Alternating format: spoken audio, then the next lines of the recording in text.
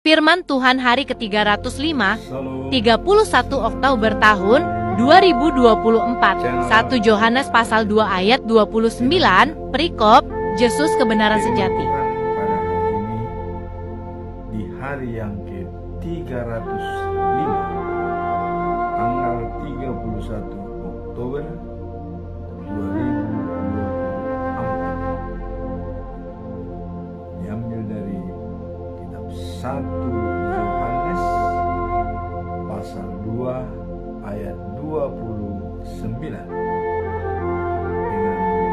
perikop adalah kebenaran sejati. Sebagai ayat intinya dikatakan, jikalau kamu tahu bahwa Ia adalah benar, kamu harus tahu juga bahwa setiap orang yang berbuat kebenaran lahir daripadanya.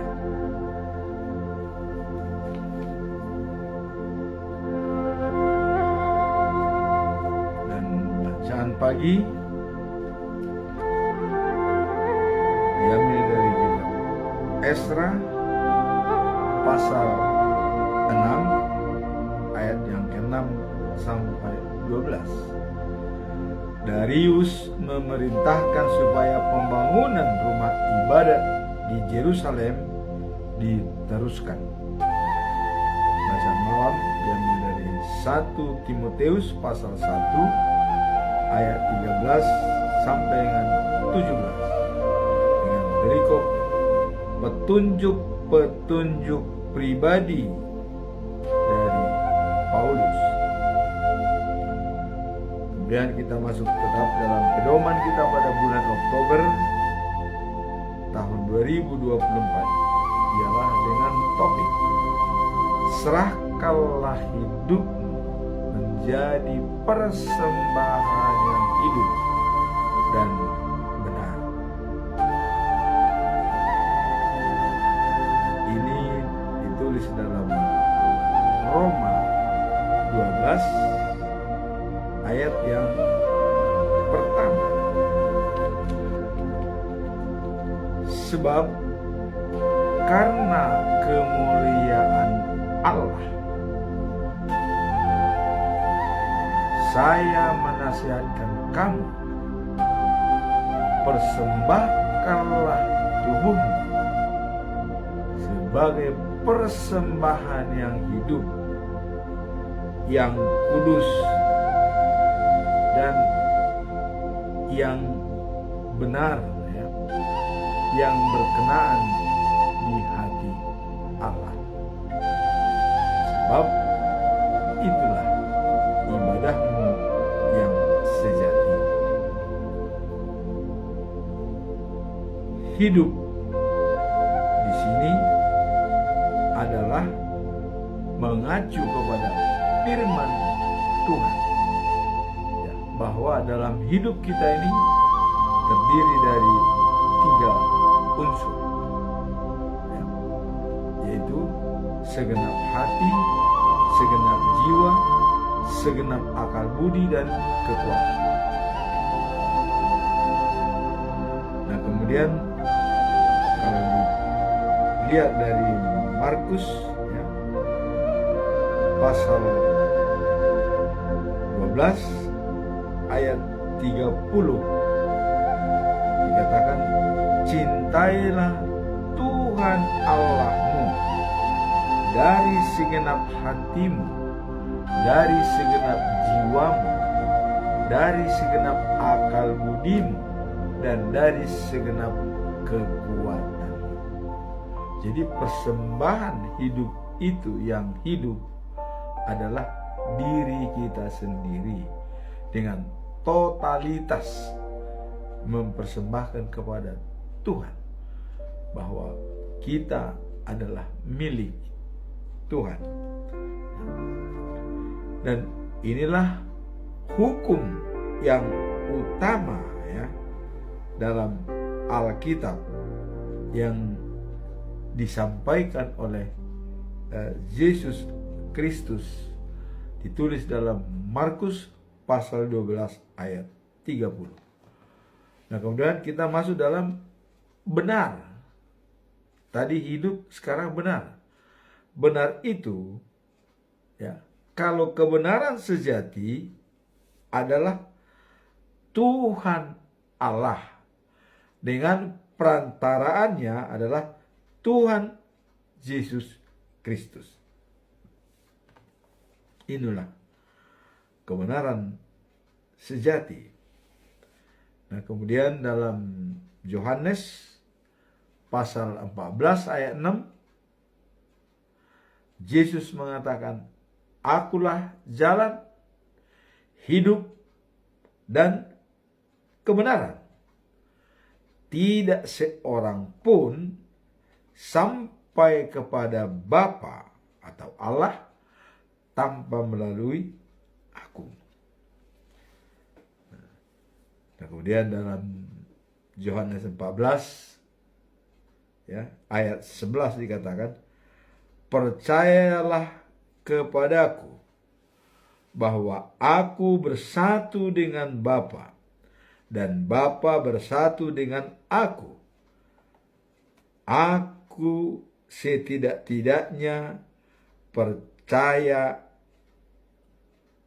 karena yang sudah kukatakan, ya, adalah dari Bapa."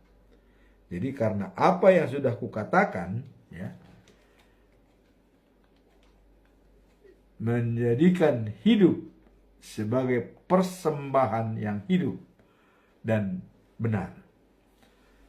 Nah, menggambarkan panggilan bagi setiap orang yang percaya untuk hidup dalam ketaatan dan pengabdian kepadanya. Ini dalam Roma 12 ayat 1. Nah, hal ini mengajak kita untuk, ya, menjadikan tubuh kita sebagai persembahan yang hidup, kudus, dan berkenaan di hati Allah. Nah, kemudian yang merupakan ibadah yang sejati, ya, ayat di atas menggambarkan pentingnya menyerahkan diri kepada Allah sebagai ibadah yang sejati. Nah, dalam menjalani kehidupan dengan bersusah payah, ya, dan selalu mengacu kepadanya, berarti, ya, menghasilkan iman ke dalam setiap aspek kehidupan. Jadi faktor iman yang menjadi aspek dari setiap kehidupan, baik dalam tindakan, pikiran, maupun perbuatan sehari-hari. Inilah, ya, panggilan untuk hidup dengan integritas dan kebenaran, di mana, ya, setiap aktivitas kita menjadi cerminan dari kasih dan kemuliaan Tuhan. Jadi aktivitas kita itu merupakan cerminan dari kemuliaan Tuhan, di mana kita mempunyai integritas, artinya sesuai kata dan perbuatan dan kebenaran. Itulah yang dikatakan pedoman kita dalam bulan Oktober. Nah, sekarang kita masuk dalam perikop hari ini.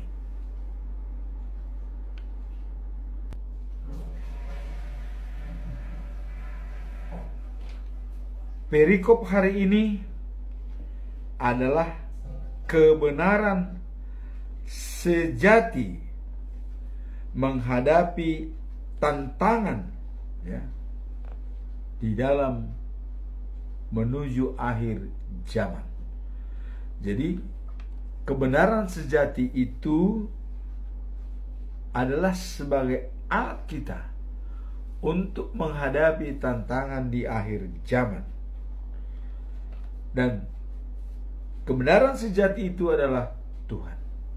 Berarti kalau kita bersama dengan Tuhan untuk menghadapi tantangan akhir zaman, kita akan kuat, tidak akan tergoyahkan. Nah, Tuhan adalah kebenaran sejati, sehingga semua orang yang berbuat kebenaran lahir dari Tuhan. Jadi siapapun dia yang sudah berbuat kebenaran, itu adalah lahir dari Tuhan.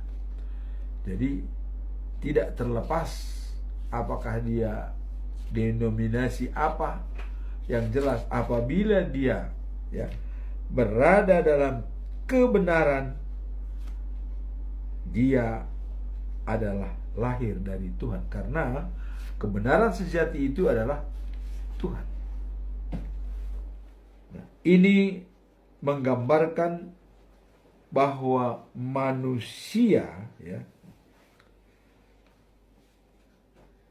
ciptaan Tuhan sesuai dengan gambarnya. Jadi karena manusia itu ciptaan Tuhan sesuai gambarnya, dan kebenaran itu sendiri adalah Tuhan, maka setiap orang yang melaksanakan kebenaran, dia lahir dari Tuhan. Dengan dia ciptakan kita sesuai gambarnya, maka apa yang harus ditempuh? Wajib hukumnya untuk menjaga integritas hubungan dengan Tuhan sebagai sumber kekuasaan untuk menghadapi tantangan akhir zaman. Jadi di sini dikatakan bahwa wajib hukumnya menjaga integritas hubungan dengan Tuhan sebagai sumber kekuasaan untuk menghadapi tantangan akhir zaman. Apa kira-kira tantangan akhir zaman? Nah, ini sebagai contoh, ya, apakah tantangan akhir zaman? 1 Yohanes pasal 2 ayat 18 sampai 29 dikatakan bahwa tantangan akhir zaman seringkali terkait dengan munculnya antikristus. Itulah tantangan akhir zaman. Kalau ada sudah mendengung-dengungkan antikristus dan tidak loyal pada Tuhan Yesus dan mengatakan Yesus itu bukan Tuhan, inilah tantangan kita di akhir zaman, ya. Nah, sehingga yang menunjukkan tanda-tanda permasalahan, ya, terhadap Kristus adalah penolakan terhadap Dia dan kebenarannya. Jadi sudah ada penolakan atas kebenaran Kristus. Inilah tantangan akhir zaman. Nah, masa-masa ini, ya, diwarnai oleh banyak pengajaran palsu, ya, dan pemimpin-pemimpin yang akan menyesatkan orang banyak Jadi adanya pengajaran-pengajaran palsu dan pemimpin-pemimpin yang menyesatkan orang banyak atas ajarannya yang memplesetkan Alkitab, ya, dengan membuat tafsiran sendiri, ya, dan tidak tafsiran sesuai firman Tuhan, tapi dia membuat tafsiran sendiri dari Alkitab tersebut. Nah, dan jelas yang benar serta, ya, pengujian iman bagi semua orang. Jadi ini jelas untuk mencoba melihat, menguji iman seseorang, apakah dia tahan atau kuat. Nah, seperti contoh, ya, ada orang mengatakan, ya, hanya Yesus sebagai Tuhan. Ada orang mengatakan seperti itu, dan tidak mengaku Allah Debata Jehovah sebagai Tuhan, karena menurut mereka itu adalah dewa atau berhala. Wah, ini aneh. Bahkan dikatakan sebutan Allah itu adalah orang Arab, katanya. Ini makin jauh, ya. Jadi hanya mengakui bahwa hanya Tuhan Yesus, katanya, Tuhan. Memang Tuhan Yesus itu Tuhan, tetapi yang namanya Allah juga dalam Alkitab itu adalah Tuhan. Debata bagi orang Batak itu adalah Tuhan. Debata Jehovah itu adalah Tuhan, bukan berhala, seperti pandangan daripada beberapa orang dalam pengajaran-pengajaran agama Kristen. Karena mereka, ya, melihat dari buku 1 Tawarik pasal 16 ayat 29. Jadi sangat kerdil pemikiran mereka, sangat kerdil, tidak cerdik, ya. Tidak mengerti isi Alkitab, mana huruf besar, mana huruf kecil. Contoh, Allah huruf besar Tuhan, tapi Allah huruf kecil itu ilah. Boleh ilah, ya. Jadi dilihat dari di mana ditempatkan huruf. Selalu yang namanya Allah Tuhan itu selalu huruf besar. Allah, ya, kepadanya, dari dia, ya, untuknya. Jadi selalu yang mewakili Tuhan Allah selalu ditulis itu huruf besar. Tidak pernah ada huruf kecil. Tapi kalau dia huruf kecil, bahwa itu adalah ilahnya dewa, bukan Allah yang esa. Itu adalah dewa. Contoh, dalam 1 Tawarik pasal 16 ayat 26. Coba kita lihat, ya. Sebab segala Allah bangsa-bangsa adalah berhala. Apakah Allah tersebut huruf kecil atau huruf besar? Nah, tapi kalau ditulis Allah huruf besar, maka bangsa-bangsa tersebut dikatakan itu katanya adalah berhala. Nah, itu, ya. Jadi karena ditulis di sini huruf kecil, dikatakan Allah mereka berhala, ya memang benar. Karena Allah dalam tulisan kecil itu berhala, ya. Jadi beda si iblis dengan Tuhan itu, ya memang antara huruf kecil dan huruf besar, ya. Kira-kira begitu. Nah, dalam Tawarik pasal 16 ayat 2 dikatakan, sebab segala Allah bangsa-bangsa adalah berhala, tetapi Tuhanlah, ya, menjadikan langit. Nah, jadi dengan ayat ini mereka menyatakan bahwa Debata orang Batak adalah berhala, ya. Allah katanya punya Muslim, ya. Inilah ajaran yang sesat, ya. Dan sudah ada di kota-kota terpencil, termasuk di kota Cilegon yang mengatakan seperti itu. Ya. Jadi kalau di Batak, orang Batak itu katanya itu adalah berhala. Jadi kalau orang Batak di gereja mengatakan Dewata Jehovah, itu dikatakan berhala. Padahal itu adalah Tuhan Allah. Nah, maka hati-hati dalam membaca Alkitab. Jadi kalau ditulis Allah dalam Alkitab huruf kecil, itu adalah dewa-dewa, menyembah dewa. Tapi kalau ditulis Allah dalam huruf besar, itu adalah Tuhan yang Maha Esa. Dan demikian, kepada teman-teman yang keliru menerjemahkan 1 Tawarik pasal 16 ya, ayat 26, saya minta bertobatlah ya. Jangan lagi menganggap kalau Allah itu miliknya Arab, jangan ya. Atau di Batak yang disembah oleh orang Batak itu adalah katanya berhala, jangan. Nah, sehingga mereka malah mengatakan ulos Batak itu katanya malah berhala malah katanya. Ya. Nah, jadi disinilah ajaran-ajaran sesat, terutama di akhir zaman. Hati-hati kita.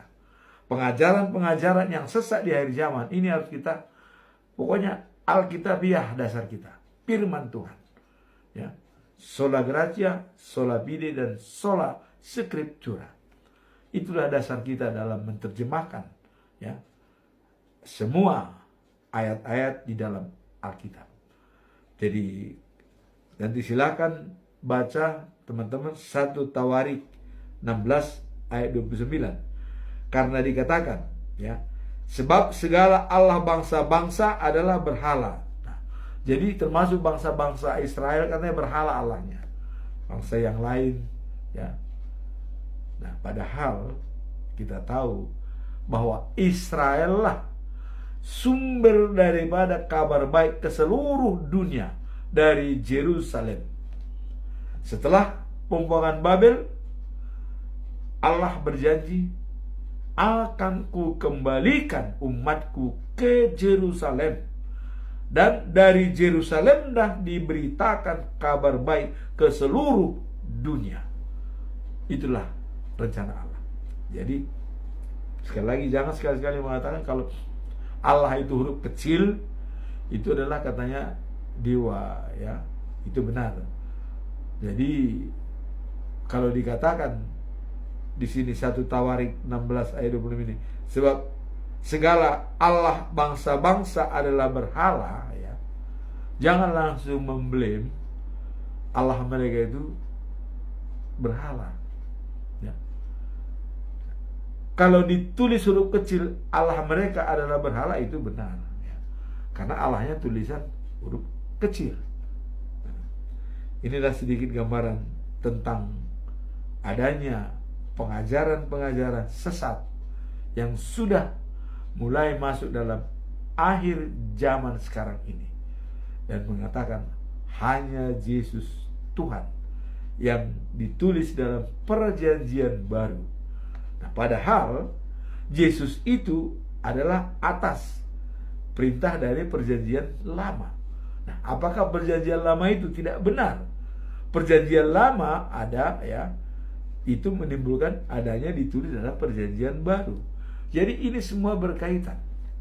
Apa dikatakan dalam perjanjian lama dinubuatkan di sana, itu akan dilihat dalam perjanjian baru. Seperti contoh, Allah berjanji kepada Daud ya, karena pikiran Daud sangat menghargai Allah. Pada saat Daud berpikir akan membangun rumah bagi Tuhan, tepat peti perjanjian itu yang selama ini di kemah akan dibuatkan tempatnya dengan di bait suci. Pikiran Daud dihargai oleh Allah, sehingga Allah mengatakan, sampaikan kepada Daud, katanya kepada Nathan ya, bukan Daud yang membangun rumah ibadah bagiku, tetapi dari keturunannya anak kandungnya sendiri yang membangun rumah bagiku. Itulah Raja Salomo. Nah, yang kedua, dari keturunannya menjadi raja segala raja yang akan memimpin dunia. Coba ya, Jadi 800 tahun mendatang itu sudah dinubuatkan. Nah, itulah Tuhan Yesus dari keturunan Daud akan turun saja. Itulah kedatangan Yesus Kristus. Jadi kalau di dalam Tawarik itu ya dikatakan Allah huruf kecil itu memang dewa. Tapi kalau dikatakan Allah mereka menyembah dewa, tapi Allah itu tulisan besar, itu keliru. Ya. Allah mereka adalah yang esa. Tapi kalau ditulis Allah mereka adalah Allah dewa-dewa bangsa-bangsa, itu benar. Karena tulisan huruf kecil. Nah, inilah sedikit gambaran tentang masalah penulisan dalam Alkitab. Maka mari kita ya bijaksana untuk melihat sedikit demi sedikit dari tulisan Alkitab yang ada. Maka dikatakan sola scriptura, hanya Alkitab yang bisa membenarkan semua pernyataan-pernyataan, baik dikatakan oleh rasul, dikatakan oleh para nabi, dikatakan oleh para raja, dan dikatakan oleh rasul dan juga Yesus Kristus. Nah, sekarang kita masuk dalam bacaan pagi yaitu diambil dari kitab Esra pasal 6 ayat 6 sampai 12. Nah, Darius memerintahkan supaya pembangunan rumah ibadah di Yerusalem dilanjutkan. Nah, ini kita sudah mulai olah cerita dari cerita. Kalau kemarin dikatakan bahwa Gubernur Titnai awalnya mengirim surat ke Darius, ya. Apakah benar ada surat perintah Kores untuk membangun kembali rumah ibadah di Yerusalem? Nah, dengan surat daripada Gubernur Eufrat Barat Titnai, maka Darius memerintahkan supaya periksa semua arsip, ya. Dia tidak langsung menjawab, tapi periksa arsip. Artinya dengan teliti diperiksalah semua arsip. Nah, kemudian ditemukan arsip itu bukan di Babel, tetapi di kota Media, yang nama kotanya adalah Ahmetia, ya, Ahmetia. Nah, di daerah Media, di luar daripada Babel. Ditemukanlah surat itu, memang ada perintah, ya, Kores untuk membangun kembali Yerusalem dan mengembalikan semua peralatan-peralatan. Nah, kemudian dalam pembangunan tersebut itu ditanggung oleh kas kerajaan. Coba. Itulah perintah Kores. Ya. Nah, sehingga Darius diminta untuk memeriksa. Maka Darius memerintahkan semua pegawainya. Maka ditemukanlah surat itu.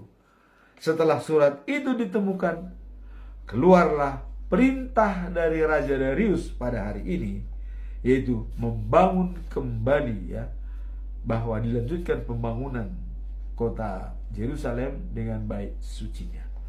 Nah, maka mulailah diadakan pembangunan dan Gubernur Titnai diperintahkan, ya, yang dari Eufrat Barat dan temannya Setar Bosnai, ya, dikatakan jangan mengganggu orang Yahudi. Jadi jangan coba-coba mengganggu orang Yahudi. Kalau tadinya Anda sudah mencatat namanya dan menanyain kenapa dibangun, ya, tapi karena jawab Israel, ini perintah Raja Kores, mereka menanyakan. Nah, sekarang diperintah oleh Raja Darius, ya, jangan mengganggu orang Yahudi, ya, dan jangan menghalang-halangi pembangunan rumah ibadah mereka. Jangan mengganggu dan jangan menghalang-halangi pembangunan rumah ibadah mereka. Nah, biarkan gubernur Yahudi, ya, dan pemimpin Yahudi membangun kembali rumah itu. Nah, jadi di sini jangan menghalang-halangi, jangan ganggu, biarkan gubernur Yahudi membangun rumah itu. Nah, waktu itu gubernur daripada Yudea itu adalah Nehemia, ya. Nah, jadi biarkan gubernur Yahudi membangunnya. Kemudian ada pesan lain yang sangat-sangat membantu bangsa Israel. Ya. Saudara-saudara, untuk membantu mereka dalam pembangunan dengan cara, ya, semua biaya pembangunan harus diambil dari hasil pajak negara di provinsi Efrat Barat. Jadi kewajiban gubernur Tibnai Efrat Barat untuk membantu pembangunan tersebut dari pajaknya, ya. Nah, dan harus, ya, dibayarkan kepada orang-orang itu, ya. Jangan sampai ditunda-tunda. Jadi tidak boleh ditunda, harus dibayarkan kepada mereka, diambil dari pajak Efrat Barat, provinsi Efrat Barat, untuk membangun rumah ibadah di Yerusalem. Karena tadi perintah Raja Kores diambil dari kas kerajaan. Ya, kas kerajaan itu ya bisa saja dari provinsi Efrat Barat diambil. Nah, itu perintah dari Raja Darius, diperintahkan supaya dibayarkan, ya. Jangan ditunda-tunda, katanya. Nah, kemudian selain itu, ya, apa saja yang diperlukan menurut, ya, para imam di Yerusalem. Nah, jadi memang imam itu sangat menentukan dalam hal kebutuhan apa dalam perkakas-perkakas dalam gereja, atau apa saja yang diperlukan. Jadi dikatakan di sini adalah apa saja yang diperlukan menurut para imam, ya, di Yerusalem. Seperti misalnya, katanya, yang dibutuhkan itu adalah sapi jantan muda, ya, kemudian domba-domba jantan dan anak domba untuk korban persembahan kepada Allah penguasa di surga. Jadi Raja Darius sudah mengakui bahwa Allah penguasa di surga yang disembah Israel itu. Nah, biarkan mereka, berikan, bantu mereka dalam pengadaan, ya, sapi jantan, ya, dan domba jantan dan anak-anak domba. Bantu mereka, karena itu dipersembahkan untuk Allah yang ada di surga. Wah, jadi Darius sudah menetapkan itu. Nah, juga gandum, ya, kemudian garam, anggur, minyak zaitun. Nah, jadi gandum, garam, minyak zaitun, ya, itu harus dibantu untuk dalam hal persembahan kurban daripada bangsa Israel. Harus diberikan kepada mereka. Nah, ini merupakan pesan daripada Darius. Nah, kemudian ada permintaan daripada Darius. Dan katakan kepada mereka supaya mereka, ya, memohonkan berkat bagiku dan bagi putraku.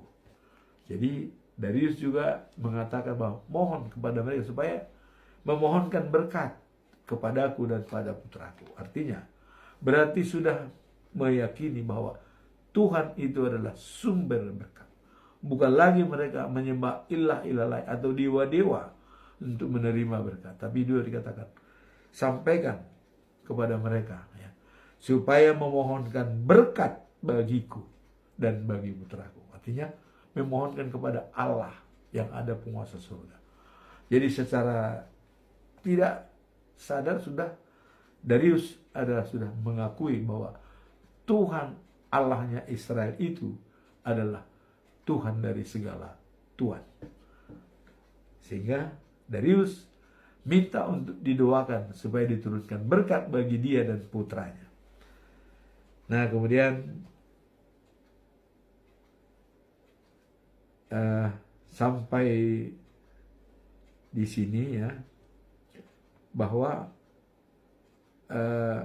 dikatakan harus dibongkar dan dijadikan tempat sampah. Nah, jadi ada lagi yang harus diperintahkan oleh Raja Darius ya. Orang yang melanggar perintah yang dibuatkan oleh Darius, artinya tadi sudah dikatakan memberikan sapi dan memberikan domba ya. Kemudian kalau ada orang yang melanggar perintah yang dijalankan oleh Darius, wow, ini hukumannya berat. Jadi hukumannya adalah harus diambil satu tiang rumahnya. Coba, satu tiang rumah, diambil satu tiangnya, diambil. Dan tiang itu diruncingkan sampai runcing. Nah, kemudian yang punya rumah tersebut itu ditusuk tiang itu sampai tembus, mulai dari perut sampai belakang, sampai tembus. Berarti harus mati ya. Nah, kemudian rumahnya harus dibongkar dan dijadikan tempat sampah. Siapa yang mau melanggar? Saya kira tidak ada. Begitu hinanya orang yang melanggar aturan yang disampaikan oleh Raja Darius. Ya, padahal sebagai hasil pajak dari provinsi itu harus dibayar, tidak boleh ditunda. Berarti kalau itu nanti tidak dilaksanakan, hukumannya ya seperti itu. Rumahnya dicabut tiangnya satu, diruncingkan dan ditusukkan kepada orangnya. Rumahnya diruntuhkan dan dijadikan tempat sampah. Wah, ngeri sekali ya. Nah, sekarang bagaimana dengan di negara kita? Apakah ada seperti itu? Di sana karena sudah perintah daripada raja, itu harus dituruti, tidak boleh dilawan. Maka diberikan hukumnya juga sangat kuat. Nah, kita di negara kita pendirian rumah ibadah itu tidak ada gangguan dan tidak ada halangan, karena semua sudah diatur dalam peraturan bersama menteri. Coba, begitu baiknya peraturan itu. Kalau kita melihat pendirian rumah ibadah khusus dalam pasal 14 ya. Jadi itu ada di sana dikatakan syarat untuk mendirikan rumah ibadah harus ada tanda tangan 60 orang ya, atau umat lain ya, untuk menyetujui pendirian rumah ibadah. Nah, kemudian harus ada 90 orang sebagai pengguna ya. Itu sudah dijelaskan. Tetapi ada klausul yang paling bagus dalam pasal 14 ya. Apabila ya, tidak mendapatkan tanda tangan persetujuan dari umat lain. Nah, di sini dikatakan pendirian rumah ibadah difasilitasi oleh pemerintah. Jadi selama ini pemerintahlah yang tidak mau membangun rumah ibadah. Kenapa? Karena kalau tidak disetujui masyarakat, pemerintah memfasilitasi. Itu peraturan PBM ya, itu peraturan PBM. Nah, jadi kalau seandainya sama dengan di Raja Kores tadi ya, memerintahkan itu dan dilaksanakan oleh Raja Darius, wah, tidak ada halangan. Jadi kalau menurut saya, karena di situ sudah jelas diatur dengan baik. Apabila tidak mendapatkan tanda tangan dari masyarakat atau jemaat, tidak ada persetujuan, pendirian rumah ibadah difasilitasi, wajib hukumnya difasilitasi oleh pemerintah. Nah, kalau sudah pemerintah, siapa lagi? Ya karena itulah benteng terakhir, ya kan? Sebenarnya dibutuhkan tanda tangan daripada masyarakat supaya yang beribadah di sana bergaul dengan masyarakat. Tapi kalau tidak mau tanda tangan, bergaullah dengan pemerintah. Pemerintah yang mengambil alih. Berarti pemerintah yang belum memberikan kesadaran kepada rakyat. Ya. Seperti tadi peristiwa bangsa Israel itu jauh di Babel. Ya. Gubernurnya memang mengatakan mau di stop. Ya. Jangan dibangun. Kenapa dibangun? Tapi karena ada aturan sudah mengatakan bangun Raja Kores. Nah, jalan. Nah ini pun kalau masyarakat minta di stop. Tapi karena ada pasal 14 yang mengatakan bahwa apabila tidak ada persetujuan daripada masyarakat, maka pemerintah wajib memfasilitasi pembangunan rumah ibadah. Jadi tidak ada sebenarnya ya. Cuman ya kita ini kadang-kadang memang agak lain.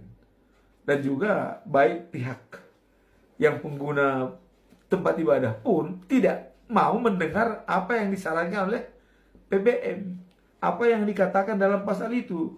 Maunya pokoknya penerima ibadah persyaratan ini tidak. Nah, apabila dikatakan lagi di klausul di lanjutan pasal 6, apabila ya kita ajukan kepada pemerintah pembangunan rumah ibadah karena tidak mendapat persetujuan daripada masyarakat, wajib difasilitasi pemerintah. Apabila pemerintah tidak menjalankan 90 hari, bisa dibawa ke petun. Kenapa tidak menjalankan tugas? Jadi sebenarnya sudah diselesaikan dengan peraturan menteri. Masyarakat itu tidak masalah, tidak mengganggu. Masyarakat itu hanya coba-coba, tidak mau tanda tangan bagaimana pemerintah. Kan ada pasal lain. Jadi masyarakat itu menolak itu bukan sebenarnya dengan hati yang benar. Coba-coba. Mau mencoba gimana pemerintah? Berani gak bertindak? Kira-kira begitu ya. Karena ia tidak tanda tangan pun tempat ibadah bisa berdiri. Di tanda tangan pun tempat ibadah tetap berdiri. Baik itu gereja, masjid, atau apa saja tempat ibadah. Semua. Tidak perlu juga tanda tangan, bisa berdiri. Jadi mari kita belajar dari pengalaman bangsa Israel dalam membangun rumah ibadah ya. Nah, terutama raja yang sudah bertahan. Jadi kalau menurut saya sebenarnya PBM sudah baik. Dan itu juga hasil pemikiran daripada orang-orang yang cerdik. Tidak perlu dirubah. Kenapa? Karena di situ sudah jelas. Disetujui pun rumah ibadah berdiri, tidak disetujui pun tetap berdiri. Terus mau apa? Kenapa kita harus ribut? Kenapa harus kita tidak care dengan aturan PBM? Pakai aja aturan PBM. Ajukan. Kalau tidak direspon oleh pemerintah, bawa ke petun. Itulah kita kalau negara hukum. Jadi kepada semua teman-teman ya, tidak ada hukumnya rumah ibadah tidak berdiri. Disetujui masyarakat pun berdiri, tidak disetujui pun berdiri. Karena ada negara yang berdiri di atasnya. Tapi kalau negara lepas tangan, itu ya sudah, memang sulit. Kalau sudah negara lepas tangan, tidak mau tanggung jawab ya, udah repot, susah. Nah itulah kira-kira pendapat saya. Mengingat ayat ini tadi, Raja Darius memerintahkan untuk membangun, padahal gubernur provinsi sudah melarang. Dan berikut masyarakatnya pun melarang. Tapi karena ada perintah, ada dokumen, ya jalan. Kita pun ada dokumen PBM ditandatangani 2 menteri, jelas. Mari kita baca itu pasal 14 dan selanjutnya, sangat jelas dikatakan di situ ya. Nah itulah masalah pendirian rumah ibadah. Nah sekarang mari kita lihat dalam bacaan malam ya, 1 Timotius pasal 6 ayat 11 sampai 15. Nah ini adalah petunjuk-petunjuk pribadi Paulus. Nah ini pesan daripada Paulus untuk menghadapi musuh-musuh yang muncul pada akhir zaman. Nah, ini kembali lagi kepada tadi ya, akhir zaman. Jadi orang sebagian sudah mengejar uang. Nah, ini memang akhir zaman di sini orang cenderung kepada materi. Kalau tadi akhir zaman ya tentang pengajaran, mempelesetkan ajaran Alkitab. Nah, kalau sekarang sudah mengarah kepada materi. Nah, dikatakan begini. Nah, jadi ada cinta uang, ya. Nah, inilah awal daripada kejahatan. Nah, jadi orang sebagian sudah mengejar uang sehingga sudah tidak menuruti lagi ajaran Kristen. Jadi sudah mengesampingkan ajaran Kristen dengan adanya uang dan uang. Sudah melupakan ajaran daripada Kristen. Lalu mereka banyak ya yang menghasilkan hati mereka yang menjadi lupa akan segalanya karena sudah dengan uang. Nah, jadi inilah yang dikatakan bahwa semua orang di akhir zaman ini sudah melupakan ajaran yang hakiki karena banyaknya uang yang akan dicari, ya, yang akan dijaga. Nah, maka dikatakan juga perlindungan hikmat seperti perlindungan uang. Itu Pengkhotbah 7 ayat 12. Jadi peliharalah hikmat karena dia memelihara hidup kita. Nah, jadi perlindungan hikmat itu sama dengan perlindungan uang. Nah, kalau di sini dikatakan tadi bahwa banyak orang yang sudah mencintai uang, mengejar uang. Artinya kalau mencintai dengan mengejar itu beda. Sekarang mengejar artinya sudah berfokus hanya uang di pikirannya, sehingga lupa mereka dengan ajaran Kristen, ajaran yang sebenarnya. Ini yang dipesankan oleh Paulus supaya hati-hati menghadapi akhir zaman, ya. Jadi cinta uang bisa meningkatkan kejahatan karena uang bisa dipakai untuk pelaku kejahatan. Jadi kata Paulus, ya, engkau adalah milik Allah. Jadi kamu menjauhi semua itu. Nah, berusahalah, ya, menjadi orang yang benar di mata Allah, mengabdi kepada Allah dan percaya kepada Yesus Kristus. Nah, jadi ini mengabdi kepada Allah dan percaya kepada Yesus. Kemudian mengasihi sesama, ya, tabah dalam penderitaan dan bersikap lemah lembut. Inilah pesan daripada Paulus, ya, kepada Timotius, ya. Ini suratnya kepada Timotius. Jadi pesannya itu bersabar, ya, dan tabah dalam penderitaan dan bersikap lemah lembut. Nah, kemudian kalau dalam ayat 12 dikatakan bahwa berjuanglah sungguh-sungguh untuk hidup sebagai orang Kristen, supaya engkau merebut hadiah hidup sejati dan kekal sebagai hadiah dari Tuhan Allah. Nah, karena tadi sudah lihat, keselamatan itu adalah anugerah Allah, yaitu sola gratia. Efesus 2 ayat 7 sampai dengan 8. Taatilah semua perintah itu, ya, secara murni dan jangan cela, sampai pada hari Tuhan Yesus Kristus datang kembali. Jadi jangan sampai kita tercela, ya, sampai kedatangan Yesus Kristus yang kedua kali, karena Dia akan datang menghakimi orang yang hidup dan yang mati.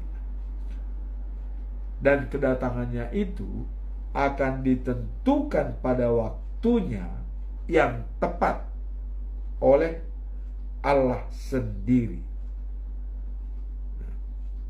Jadi harinya itu Allah lah yang menentukan kapan Dia datang. Namun selama kita menunggu, jangan sampai berbuat tercela.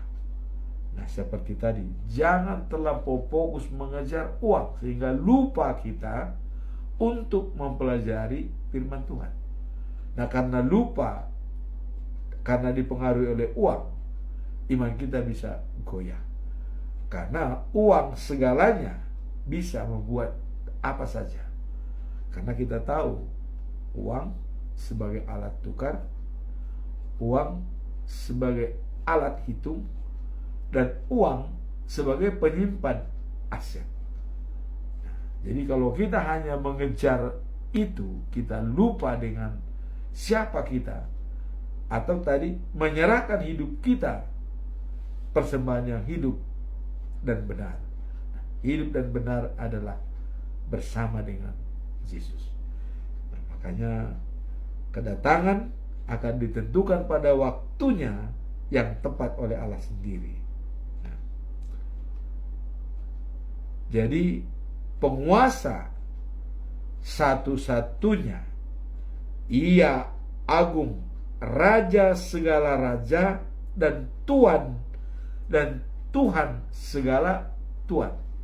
Jadi Dialah yang akan menentukan kapan waktunya. Tapi bagi kita, ya, boleh dikatakan ribuan tahun itu sangat lama. Sangat lama. 1000 tahun sangat lama. Tapi bagi Tuhan itu satu hari. Ya. Karena ada tertulis, satu hari bagi Tuhan itu 1000 tahun bagi manusia.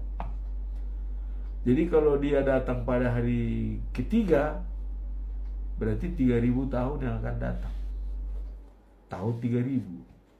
Dia datang pada hari keempat, tahun 4000.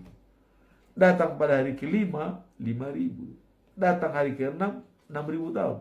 Apalagi datang pada hari ketujuh, berarti 7000 tahun.